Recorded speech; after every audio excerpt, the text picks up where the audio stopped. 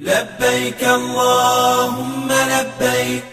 وزیر اعظم شہباز شریف نے حج 2025 کی منظوری دے دی ہے اور پاکستانیوں کے لیے نئی سہولیات بھی متعارف کروا دی ہیں۔ اس بار عازمین حج کو بہترین سہولیات دینے کی ہدایت شہباز شریف نے کی ہے۔ منگل کے روز ہونے والے وفاقی کابینہ کے اجلاس میں حج 2025 کی منظوری دے دی گئی ہے۔ اس بار حج پر کتنا خرچہ آئے گا، کتنے پاکستانی شہری حج کی سعادت حاصل کریں گے اور وزیر اعظم شہباز شریف نے حج 2025 میں کیا کیا نئی سہولیات دینے کا وعدہ کیا ہے۔ حج اسلام کے بنیادی ارکان میں سے ایک اہم رکن ہے جو ہر صاحب استطاعت شخص پر فرض ہے۔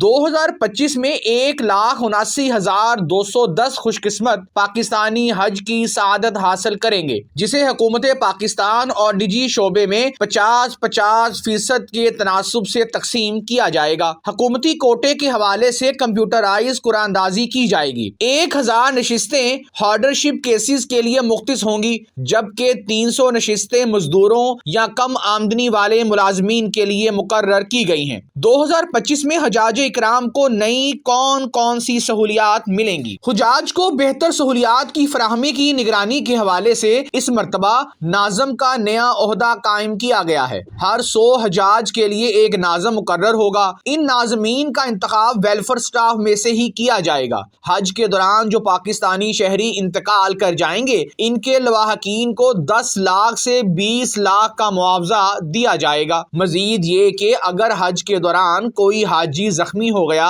تو اس کو بھی 10 لاکھ روپے معاوضہ حکومت پاکستان ادا کرے گی۔ یاد رہے کہ اس سے پہلے حج کے دوران انتقال کرنے والوں اور زخمیوں کا معاوضہ کم تھا۔ حجاج کی سہولت کے لیے خصوصی حج مینجمنٹ اپلیکیشن بنائی گئی ہے، جس کے ذریعے عازمین تمام متعلقہ معلومات حاصل کر سکیں گے اور حجاج کی تربیت کے حوالے سے بھی خصوصی انتظامات کیے گئے ہیں۔ اس بار حکومت پاکستان نے حج بیلٹنگ کی نئی آپشن بھی متعارف کروائی ہے۔ اس آپشن کے تحت ایسے افراد کو ترجیح دینے کی ہدایت کی ہے جو پہلی مرتبہ حج کی ادائیگی کریں گے۔ آئندہ سال کے حج کی ادائیگی کے لیے عازمین سے خراجات کی اقساط میں بھی وصولی کی جا سکے گی۔ اس بہترین اقدام کا مقصد غریب اور متوسط طبقے کو ریلیف دینے کے ساتھ ساتھ ان کو بھی حج کی سعادت نصیب کروانا ہے۔ اس اسکیم کے تحت عازمین حج سے تقریباً 11 لاکھ روپے 3 اقساط میں وصول کیے جائیں گے۔ حج کے خواہش مند افراد 2 لاکھ روپے دے کر درخواست دے سکیں گے۔ قرعہ اندازی میں نام آنے پر مزید 4 لاکھ روپے جمع کروانا ہوں گے۔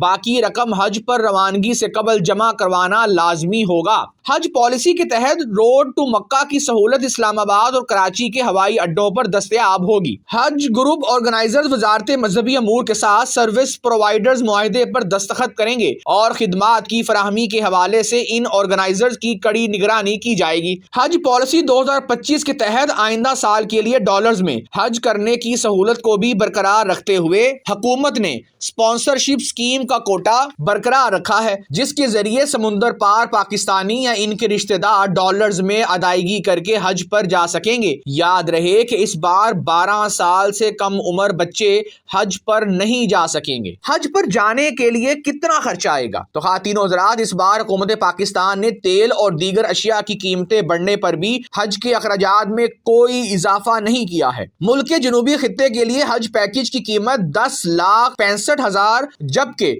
شمالی خطے کے لیے 10,75,000 مقرر کی گئی ہے۔ سوشل میڈیا پر بہت سے لوگ وزیر اعظم کے حج پالیسی کو بہترین قرار دے رہے ہیں، مگر بعض کا کہنا ہے کہ مہنگائی کے اس دور میں عام آدمی پرانے اخراجات پر بھی حج نہیں کر سکے گا۔